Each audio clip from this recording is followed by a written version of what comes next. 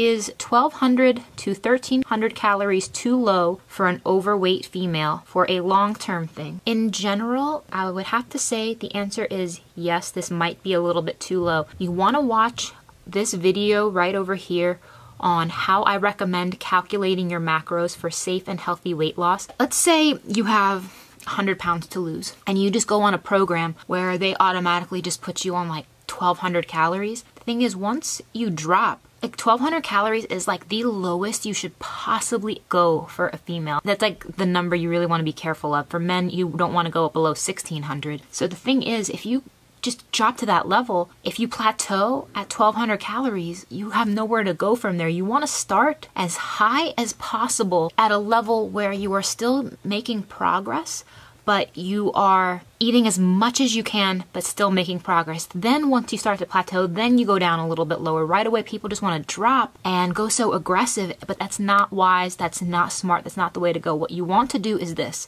You want to, number one, figure out what your BMR is. Your BMR is your basal metabolic rate. This tells you how many calories your body needs to sustain itself at rest. You then take your BMR, multiply it by your activity factor, and that tells you how many calories you need to maintain your weight once you factor in all your activity. Again, I explain this all in this video here, so please watch it in detail. Then you apply your caloric deficit.